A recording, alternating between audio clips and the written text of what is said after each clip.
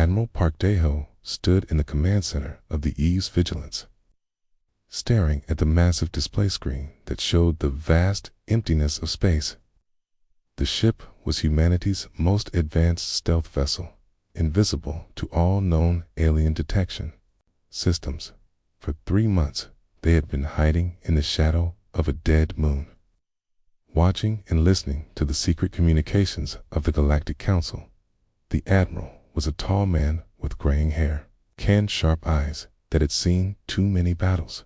He had commanded ships for 30 years, but nothing had prepared him for what they had discovered in the past few weeks.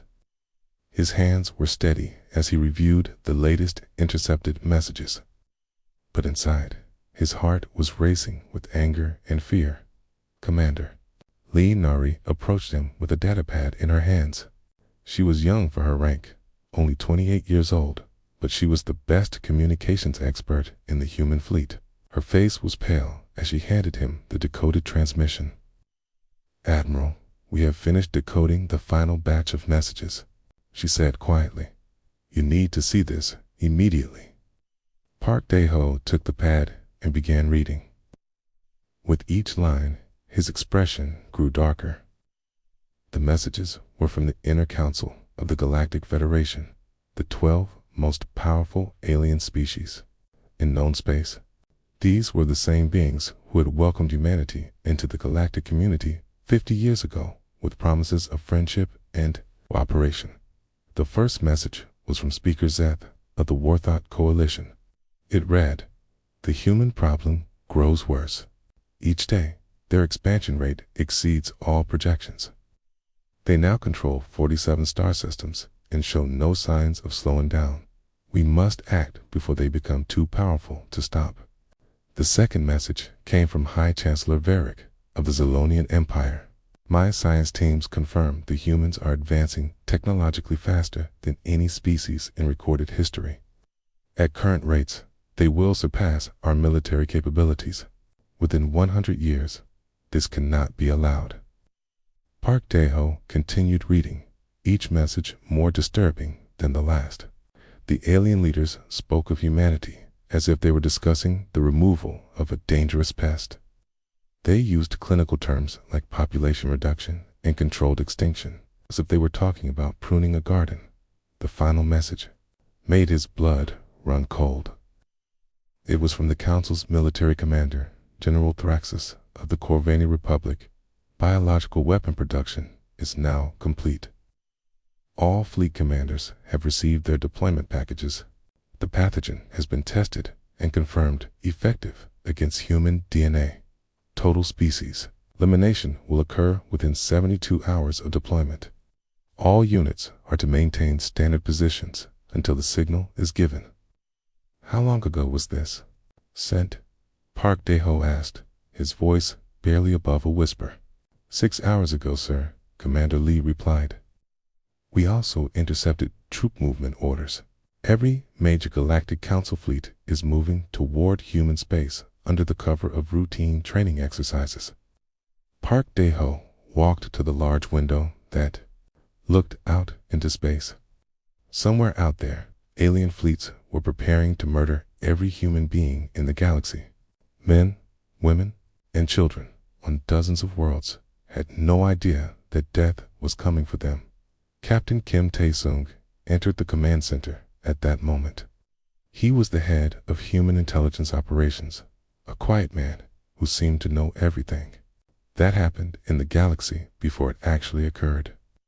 His usual calm expression was replaced by one of grim determination.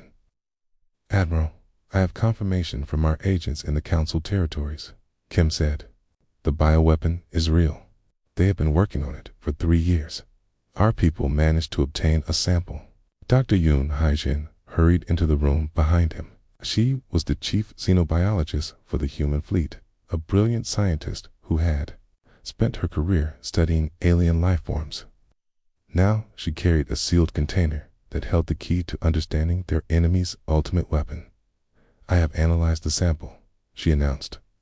"The bioweapon is unlike anything I have ever seen.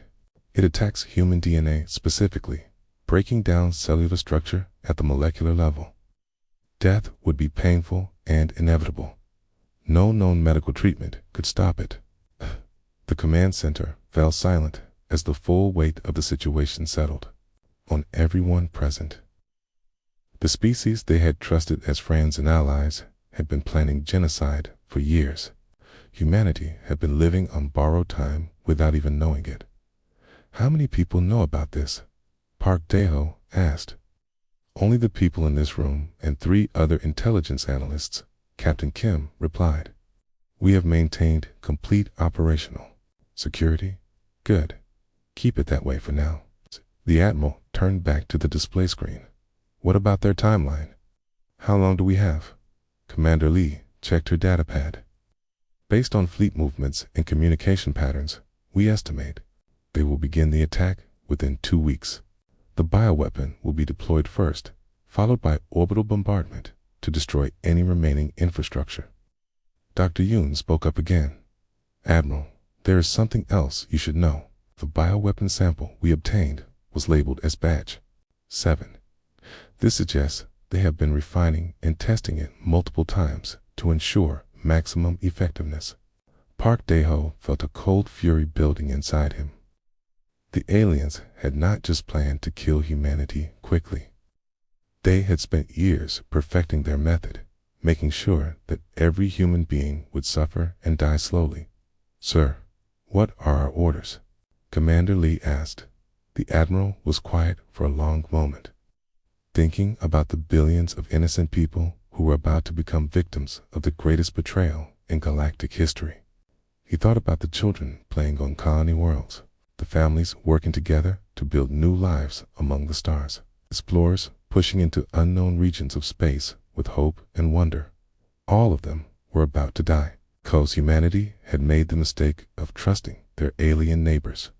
"Send an encrypted message to General Choi Min-ho at Earth Command," Park Dae-ho ordered. "Tell him to activate Protocol Omega immediately. Full classification, maximum security." Captain Kim raised an eyebrow. Protocol Omega was humanity's most secret contingency plan, known only to a handful of senior military commanders. It had been developed decades ago as a response to the possibility of total galactic war. "Admiral, are you certain?" Kim asked. "Once we activate Omega, there will be no going back." Park Dae-ho looked at each person in the room. These were good people, loyal servants who had dedicated their lives to protecting humanity. They deserved to know what they were facing. "Galactic Council has chosen to betray us," he said firmly. "I plan to commit genocide against our entire species. We tried to be friends. We shared our knowledge, our culture, our resources. In return, they decided we were too dangerous to live." He paused, letting his words sink in. "They have made their choice. Now we will make ours. Send a message to Earth. It is time to show the galaxy what humanity is truly capable of." General Choi Min-ho sat in his command chair deep beneath the surface of Earth, surrounded by screens that showed the positions of every human ship and colony in known space. The message from Admiral Park had arrived 6 hours ago, and since then, the underground command center had been buzzing with activity. Protocol Omega was now active. Across the galaxy, human military commanders were receiving their secret orders. Ships that had been on routine patrol missions suddenly changed.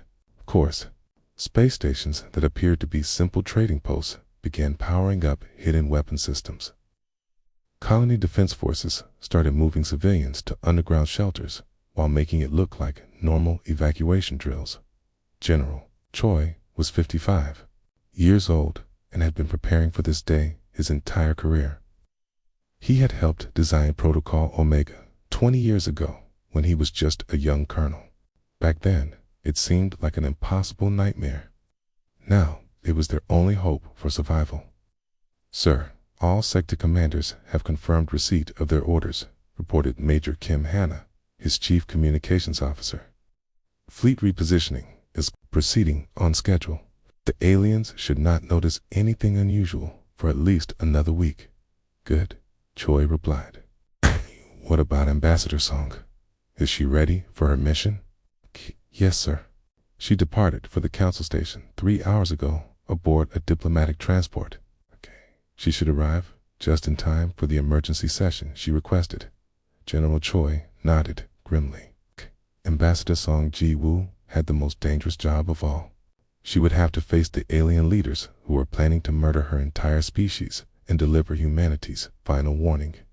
If she failed, or if the aliens decided to kill her on the spot, the war would begin immediately. Meanwhile, Ambassador Song sat in her private cabin aboard the diplomatic ship Harmony, reviewing her speech one final time. She was a small woman, with kind eyes and a gentle voice, but she had nerves of steel. For 15 years, she had represented humanity in the Galactic Council, working to build friendships and trade agreements with alien species. Now, she knew it had all been a lie. The aliens she had shared meals with, laughed with, and considered friends had been planning humanity's destruction the entire time. The thought made her feel sick, but she pushed the emotion aside. She had a job to do. Captain Jang Min-soo, the ship's commander, entered her cabin. Ambassador, we'll arrive at Council Station in 2 hours. Are you certain you want to go through with this? Once you reveal what we know, there will be no going back. Song looked up from her notes. Captain, they are planning to kill every human being in the galaxy. My children, your family, everyone we have ever loved. Do you think we should just stay quiet and let it happen? Okay. No, ma'am, the captain replied. Okay. I just want to make sure you understand the risk. Okay. They might try to kill you as soon as you start talking. Song smiled, but it was not a happy expression. Let them try. I have a few surprises of my own. 2 hours later, the Harmony docked at Council Station. Massive structure that orbited the neutral world of Nexus Prime. The station was home to representatives from dozens of alien species and served as the center of galactic government. Ambassador Song had walked its corridors thousands of times, but today everything felt different. She made her way to the Grand Assembly Hall, where the 12 most powerful species in the galaxy would soon gather. The hall was enormous, with curved walls that rose high above the floor. Each species had its own section with special seating designed for their unique biology. As Song entered the hall, she could feel the eyes of alien beings watching her. Some looked curious. Others seemed annoyed that a human had called for an emergency session. None of them showed any sign of guilt or fear. They truly believed that humanity was too weak and stupid to discover their plans. Council Speaker Seth of the Vorthar Coalition called the session to order. He was a tall, thin creature with 4 arms and pale blue skin. His voice echoed through the hall as he spoke. We have gathered at the request of the human representative, Seth announced. Ambassador Song, you may present your concerns to the council. Song stood and walked to the center of the hall. She could hear her heart beat in her ears, but her voice was steady when she began to speak. Honored members of the Galactic Council, she said, I come before you today with evidence of the greatest betrayal in galactic history. A murmur went through the assembled aliens. Several species began talking among themselves, wondering what the human was talking about. Song activated her portable holographic projector. The intercepted messages appeared in the air above her, translated into every major galactic language. The hall fell silent as the alien representatives read their own words, displayed for everyone to see. For 3 years, you have been planning the complete extermination of the human species, Song continued. You have developed biological weapons designed to kill every man, woman, and child in human space. You have positioned your fleets for a coordinated attack, all while pretending to be our friends and allies. The silence in the hall was deafening. Tased. Some aliens looked shocked that their secret communications had been discovered. Others appeared angry that humanity had dared to spy on them. But none of them denied the accusations. High Chancellor Varric of the Zilonian Empire stood up. He was a massive creature covered in thick scales, with glowing red eyes that burned with hatred. So, what if we did? Varric growled. Humans are a plague upon the galaxy. You expand too fast, breed too quickly, and advance too rapidly. In a few generations, you would dominate us all. We have the right to defend ourselves. The alien leaders began nodding in agreement. General Thraxis of the Corvani Republic spoke next. Your species is barely 50 years old in galactic terms, he said. Yet you already control nearly 50 star systems. You build weapons we cannot understand and ships that surpass our technology. You are dangerous, and dangerous things must be eliminated, okay? Song listened to their words with growing anger. These beings spoke about genocide, as if it were a simple business decision. They showed no shame, no regret, no recognition that they were planning to murder billions of innocent people. I see, Song said quietly. Then you admit your intentions. You confirm that you've planned to attack human space and kill every member of my species. Speakers, Seth leaned forward in his seat. Human, your people have been living on borrowed time. We welcomed you into the galactic community out of curiosity, but that curiosity has turned to fear. You have become too powerful too quickly. This ends now. Song nodded slowly. She had hoped, somehow, that this moment would not come. Aliens would deny the charges or show some sign of regret. Instead, they had confirmed humanity's worst fears. She activated her communicator, sending a coded message to Earth's command. Then she looked up at the assembled alien leaders with a cold determination in her eyes. Members of the Galactic Council, she said in a voice that carried to every corner of the hall. Humanity knows of your betrayal. We know about your bioweapons, your fleet movements, and your plans for genocide. Therefore, I am here to deliver our final warning. The hall erupted in angry voices as aliens realized that humanity was not going to simply accept their fate. Song raised her voice above the noise. You have 72 hours to withdraw all military assets from human space and publicly renounce any hostile intentions toward humanity. If you refuse, or if any human settlement comes under attack, you will face consequences beyond your comprehension. Speaker Zeth laughed, a harsh sound that echoed through the hall. Consequences from you. Humans, you are outnumbered 1,000 to 1. Our combined fleets could crush your entire civilization in a matter of days. Song smiled, and for the first time since entering the hall, she looked truly dangerous. This is not a negotiation, she said firmly. Kara, this is your only warning. Choose wisely. You have 72 hours. With that, she turned and walked out of the hall, leaving behind a room full of aliens who had no idea what was coming for them.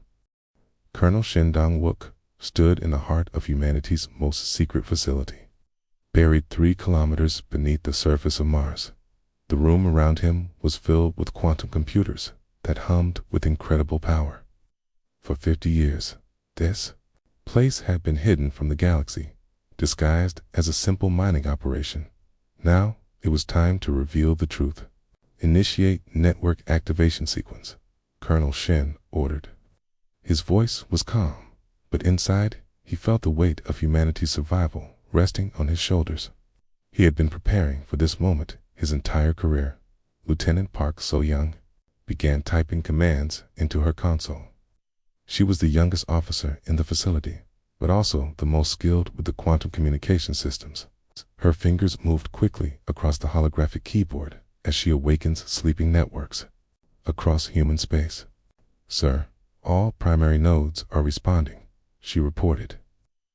We have established quantum links with every human colony, space station, and military vessel. Communication delay is now 0 across all human territories. Colonel Shin nodded with satisfaction. The aliens had always wondered how humans could coordinate their activities so efficiently across such vast distances. They thought it was just good organization and planning. They had no idea that humanity had been using instantaneous quantum communication for decades. Excellent. Send the activation codes to all Project Prometheus sites. Meanwhile, on the edge of human space, Engineer Park Suman received the coded transmission at Research Station Alpha to any alien observer. The station looked like a simple science outpost studying solar radiation. In reality, it was the control center for humanity's greatest engineering achievement. Park Sumin was a small woman with tired eyes, but she had spent the last 20 years of her life working on Project Prometheus. She knew every detail of the massive construction that surrounded the station, hidden from alien sensors by advanced cloaking technology. Beginning startup sequence for Prometheus Unit 1, she announced to her team. Around her, dozens of technicians began powering up systems that had been dormant for years. Waiting for this exact moment, outside the station, something incredible began to happen. The empty space around them started to glow with a soft blue light. Slowly, the outline of a massive structure became visible as the cloaking fields deactivated. It was an artificial star. The construction was enormous, over 50 kilometers across, with a core of controlled nuclear fusion that could burn for 1,000 years. To alien observers, it had appeared to be a natural stellar phenomenon. In reality, it was a weapon of unimaginable power, capable of producing directed energy beams that could reach across star systems. Prometheus Unit 1 is online and ready, Park Suman reported. All systems showing green across human space. 17 more artificial stars began revealing themselves. Each one had been built in secret over decades, disguised as natural cosmic events. The Galactic Council had been watching these phenomena with scientific curiosity, never realizing they were staring at humanity's ultimate defense system. Captain Jang Daram commanded the evacuation efforts on the colony world of New Terra. To any observer, it looked like routine personnel rotations and maintenance schedules. Families were being moved to safer locations for construction projects. Supply ships arrived daily to transport excess population to other worlds. How many more civilians do we need to move? Captain Jang asked her logistics officer. Approximately 8,000, ma'am, Lieutenant Kim Jae-hoon replied. All essential personnel will remain, but everyone else should be relocated within 48 hours. Captain Jang looked out at the colony below. New Terra was home to 500,000 people who had spent their lives building a new world among the stars.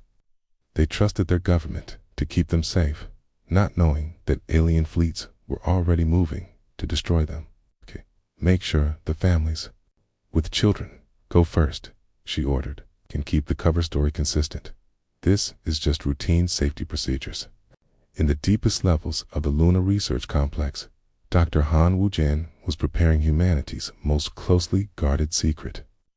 The laboratory around him contained technology that would seem impossible to most species in the galaxy. Ancient artifacts, recovered from Earth's oceans, had provided the key to understanding space-time manipulation. Dr. Han was an elderly man who had dedicated his life to unlocking the mysteries of faster-than-light travel. What he had discovered was far more powerful than simple transportation. He had learned to fold space itself, creating temporary doorways between distant locations. Final system check on the wormhole generators, he announced to his team. Around him, massive machines that looked like metal rings began spinning up to operational speed. The air in the laboratory crackled with energy as reality itself began to bend. All 12 generator rings are functioning perfectly, reported Dr. Song Myung, his chief assistant. We can maintain stable wormholes for up to 6 hours at maximum power. Excellent, Dr. Han replied. When the time comes, we'll be able to move our entire defense fleet instantly to any location in human space. The aliens expect our ships to take weeks to travel between systems. They will be very surprised. Back on Earth, General Choi Min-ho reviewed the status reports flooding in from across human territory. Every hidden facility was coming online. Every secret weapon was being prepared. Every classified project that had been developed over the past 50 years was finally ready for use. Sir, we are receiving movement reports from alien fleets, Major Kim Hanna announced. The Galactic Council forces are beginning to position themselves around human space. They appear to be following the invasion plan we intercepted. General Choi studied the tactical display showing alien ship movements. Over 10,000 enemy vessels were approaching human territory, confident that they were about to eliminate a weak and defenseless species. They have no idea what they are walking into, he said quietly. How much time do we have? Based on current fleet movements, the aliens will begin their attack in approximately 60 hours. Major Kim replied. They are moving slowly, probably to avoid causing suspicion. It's perfect. That gives us time to complete all preparations. General Choi activated his communication system to address all human military commanders simultaneously. This is General Choi to all sector commanders. Operation Prometheus is now fully active. All hidden assets are to be brought online within the next 48 hours. He paused for a moment, thinking about the magnitude of what was about to happen. For 50 years, humanity has kept its true capabilities secret from the galaxy. We have pretended to be simple explorers and traders while building the most advanced military force in known space. The aliens think they are attacking helpless prey. They are about to learn the truth about humanity. Akina, on the mining world of Kepler Station, Commander Lee Hyun-woo oversaw the final preparations of another secret facility. Atia, what appeared to be simple mining equipment, was actually a massive particle accelerator capable of creating exotic matter weapons. Sir, the accelerator is fully charged and ready, reported Sergeant Park Jung-ho. We can begin exotic matter production on your command, Commander. Lee nodded. Begin production immediately. We will need enough exotic matter warheads to equip our entire fleet. Around human space, similar scenes were playing out at dozens of hidden facilities. Advanced spacecraft that had been disguised as cargo ships were revealing their true nature as cutting-edge warships. Defense satellites that appeared to be communication relays were powering up weapon systems that could destroy entire fleets. The aliens had spent 3 years planning humanity's destruction, believing they were facing a primitive species with limited technology. They had based their invasion plans on the assumption that humans would be easy to defeat. They were about to discover that humanity had been preparing for this war for 50 years. Dr. Yoon Hae-jin, now aboard the command ship Defiance, completed her analysis of the alien bioweapon, working around the clock. Her medical team had developed a complete immunity treatment based on the samples they had obtained. General, I am pleased to report that we have successfully created a vaccine against the alien bioweapon, she announced, over the secure communication channel. Mass production began 6 hours ago. Every human in space will receive immunity injections within the next day. Outstanding work, Doctor, General Choi replied. The alien's primary weapon is now useless against us. As the countdown to war continued, humanity's true strength was finally being revealed. The species that had seemed peaceful and defenseless was actually the most technologically advanced civilization in the galaxy. They had simply chosen to keep their capabilities hidden, hoping never to need them. But the Galactic Council had made the choice for them. In less than 60 hours, the aliens would attack, expecting to find helpless victims. Instead, they would face the full might of humanity unleashed. The 72-hour deadline expired at exactly 0800 Galactic Standard Time in the command centers of 12 alien homeworlds. Military leaders waited for word from their governments. The answer came swiftly and without mercy. Supreme War Commander Thraxus of the Corvini Republic stood on the bridge of his flagship, the Destroyer of Worlds. Around him, His officers monitored the positions of over 10,000 alien warships spread across 17 star systems. Each fleet was positioned to strike at human colonies simultaneously. "All fleets report ready status," announced his tactical officer. "Bioweapon deployment pods are loaded and target coordinates are confirmed." Thraxus smiled, showing rows of sharp teeth. Aki was looking forward to watching humanity die. Secure. Operation Final Solution. Begin the attack. Cross human space. The alien assault began. Missile pods containing the deadly bioweapon launched from cloaked ships and streaked toward human colonies. The weapons were designed to enter planetary atmospheres and spread the killing agent through air and water systems on the colony world of New Sol. Major Kim Hyojin watched from her command bunker as alien missiles struck the planet's surface. The bioweapon spread quickly through the atmosphere, carried by wind currents to every settlement on the world. "Sir, we are detecting the bioweapon in the atmosphere," reported Sergeant Lee Wonho. "Concentration levels are rising rapidly across all population centers." Major Kim activated her communication system to address the colony's 500,000 residents. "Kenshin, all citizens. This is a code red biological emergency. All personnel must remain in sealed buildings and await further instructions." But even as she spoke, Major Kim was not afraid. She knew something the aliens did not. Every human on New Sol had received immunity injections 2 days ago. The bioweapon that was supposed to kill them all would have no effect whatsoever. Similar scenes played out across 17 human worlds. The aliens watched with satisfaction as their bioweapons spread through human colonies. Their instruments detected the poison entering air and water supplies exactly as planned. Fleet Admiral Zektar of the Warthog Coalition observed the attack from his command ship. "Excellent. The bioweapon is performing perfectly. We should see massive casualties within the next few hours." But hours passed, and something was wrong. The expected reports of human deaths did not arrive. Instead, human colonies continued broadcasting normal communications. Traffic moved normally through their spaceports. Their defense systems remained active. "Admiral, we are receiving strange reports from our monitoring stations," announced his intelligence officer. "Human colonies are not showing signs of biological attack casualties." "What do you mean?" Zektar demanded. "The bioweapon has been deployed across all target worlds." "Where are the death reports?" "Sir, human casualties are currently at 0 across all attack sites." Zektar felt a cold fear creeping into his mind. "That is impossible. Our bioweapon was tested extensively. It should kill every human within 72 hours. Meanwhile, on New Sol, Major Kim received confirmation that the bioweapon had completely failed.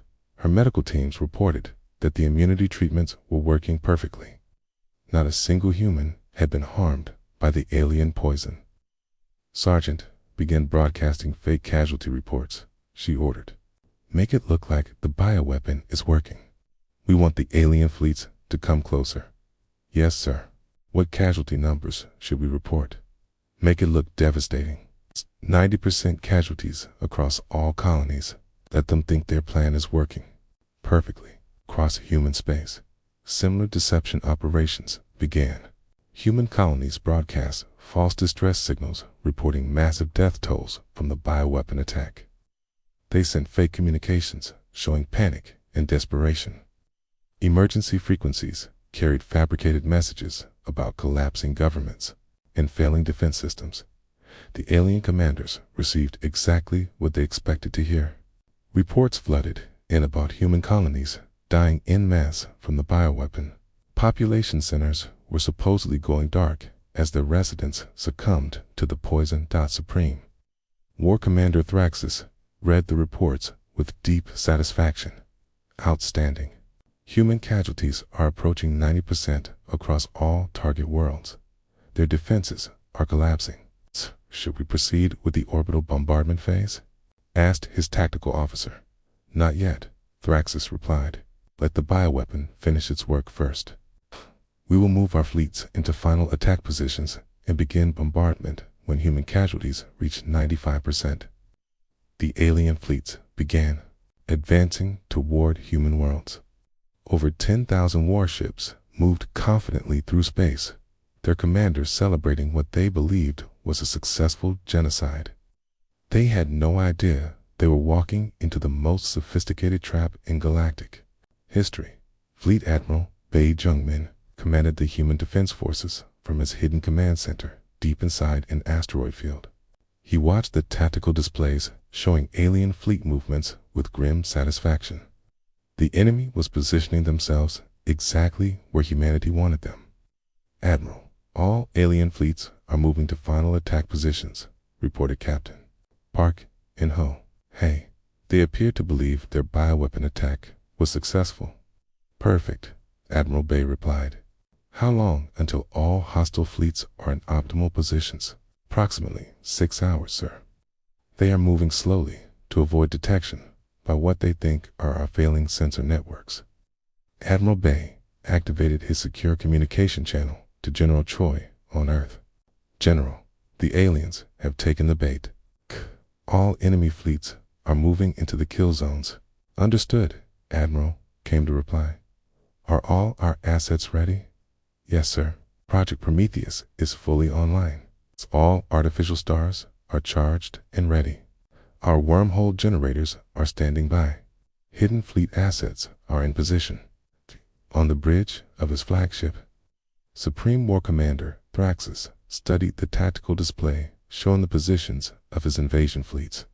Every human world was now surrounded by overwhelming alien firepower.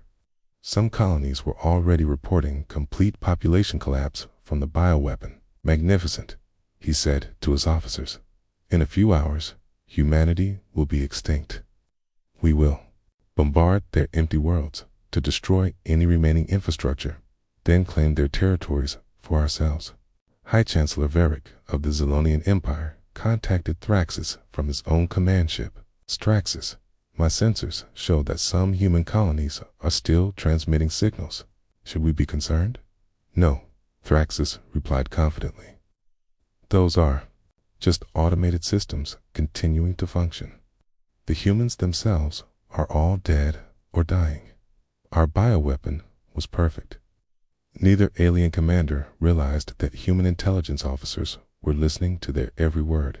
The quantum communication networks that the aliens had never discovered were now carrying detailed K information about enemy fleet positions, weapon capabilities, and attack plans. Dr. Yoon Hai-jin, K, monitoring the bioweapon's effects from her research vessel, sent her final report to the human command structure. The alien bioweapon has been completely neutralized. 0 human casualties across all colonies.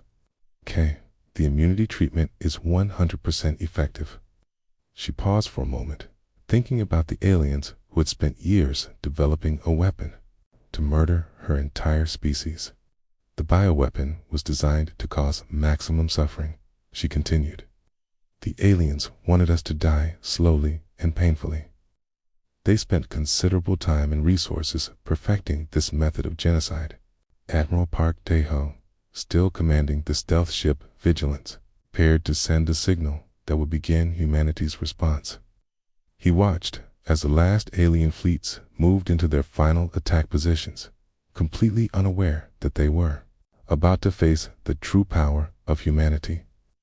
All fleets report ready, he announced to the hidden human forces spread across the galaxy. Artificial stars are charged. Wormhole generators are active. All hidden assets are prepared for immediate deployment. T looked at the tactical display one final time. Over 10,000 alien warships were now positioned exactly where humanity wanted them. The creatures who had planned genocide were about to learn what it meant to face a species that had been preparing for war for 50 years. This is Admiral Park to all human forces, he announced. The aliens have made their choice. They deployed their bioweapons. They moved their fleets into attack positions. Steve believed humanity is defenseless and dying. He paused, thinking about all the innocent people the aliens had tried to murder. They are about to discover their mistake. All units, stand by for Operation Prometheus. The galaxy was about to change forever. Admiral Park Deho stood on the bridge of the Vigilance, watching as the final alien fleet moved into position around the human colony of New Terra. 10,347 enemy warships now surrounded human worlds, confident that they were about to bombard empty planets filled with dead humans. The Admiral opened a secure channel to every human military commander in the galaxy.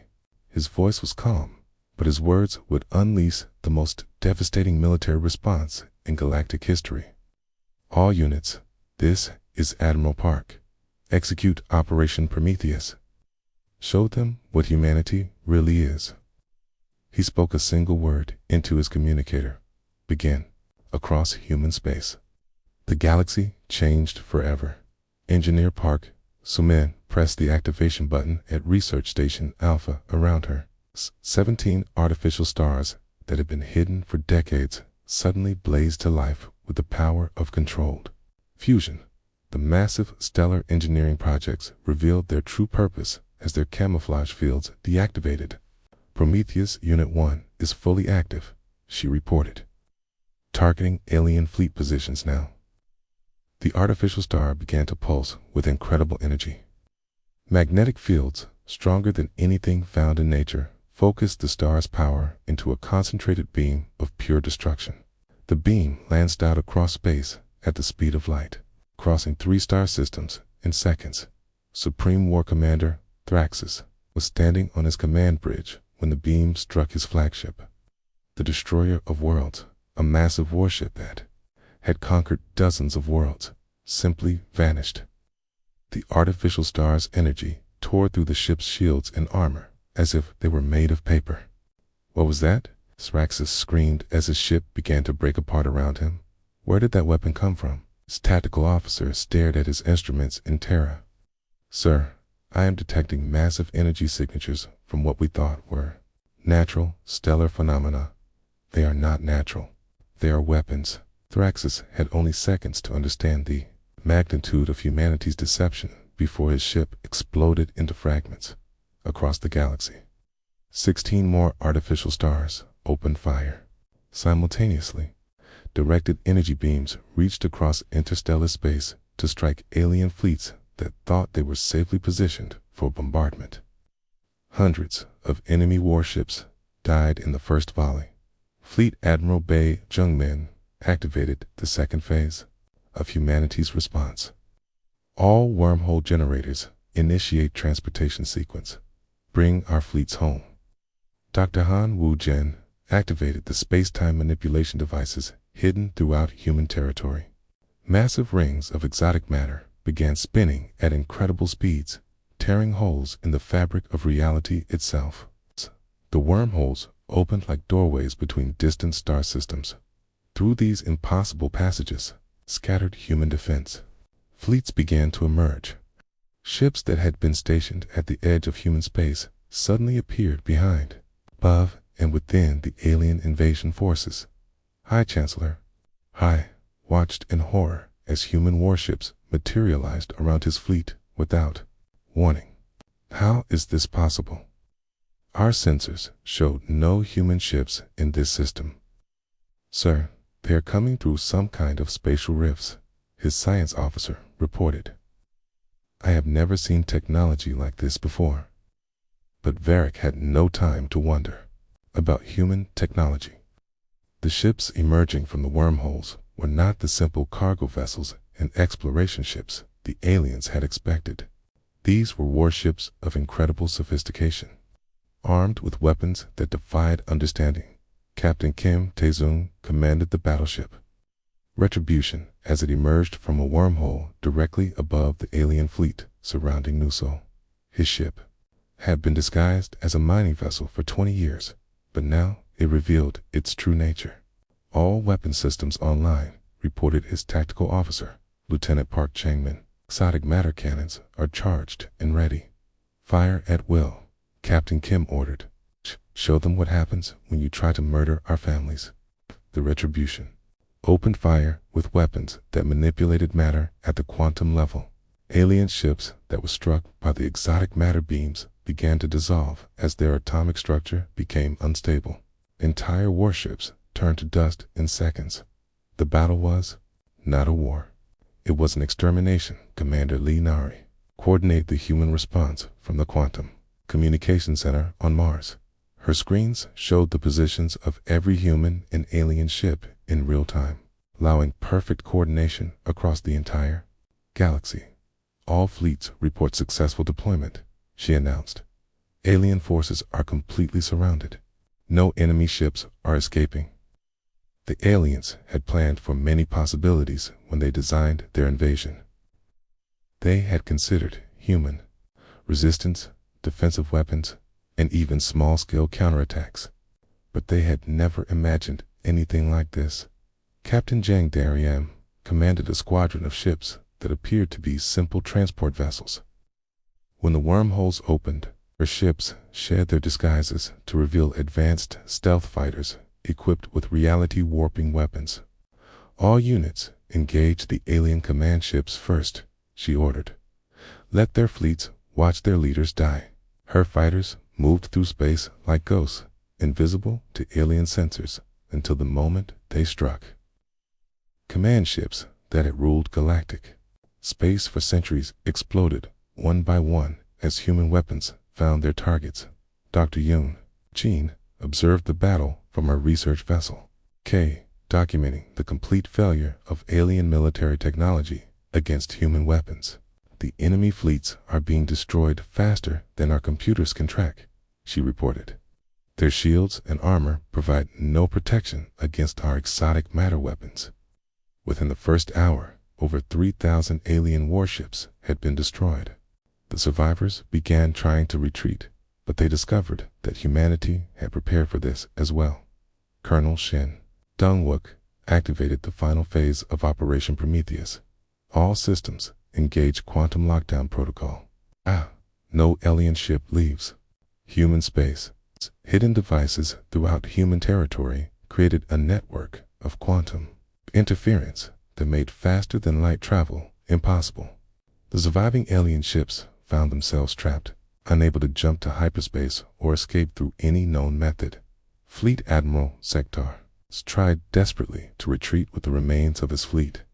Navigation. Prepare for emergency. Jump to hyperspace. Hyperspace engines are not responding, his navigator reported in panic. Something is interfering with our jump drives. We cannot leave this system. Then we fight, Sektar declared, but his voice lacked conviction. Half his fleet was already destroyed, and more human ships were emerging from wormholes every minute. The aliens had brought over 10,000 warships to destroy humanity. Now, less than 2,000 remained, and they were being hunted down systematically by human forces that seemed to appear from nowhere. Admiral Park Daeho watched the tactical displays with grim satisfaction. 6 hours ago, the aliens had been confident that they were exterminating a helpless species. Now, their invasion fleets were being annihilated by weapons they could not understand. Admiral, all alien command ships have been destroyed, reported Captain Kim from the Retribution. Remaining enemy vessels are attempting to surrender. Park activated the galaxy-wide communication channel. Attention, alien forces. This is Admiral Park of the Human Defense Force. Your invasion has failed. Your bioweapons were useless. Your fleets are destroyed. He paused, thinking about the billions of innocent humans the aliens had tried to murder. He came here to commit genocide. You believed humans were weak and defenseless. You were wrong. Surrender now, and you will be allowed to return to your home world with a message for your government. Most of the surviving alien ships immediately signaled their surrender. A few tried to fight to the end, but they were quickly destroyed by human weapons that turned matter itself against them. As the battle ended, humanity sent a final message to the Galactic Council. Dr. Yoon broadcast on all frequencies used by alien civilizations. Okay. People of the galaxy, your leaders attempted to exterminate humanity today. They failed. For 50 years, humans have lived peacefully among you while secretly developing the most advanced military technology in known space. We hoped never to use these weapons. She paused, her voice becoming harder. Your governments chose genocide. We chose survival. The invasion fleets that came to murder our families have been destroyed. Your leaders who planned this atrocity are dead. The galaxy now belongs to humanity.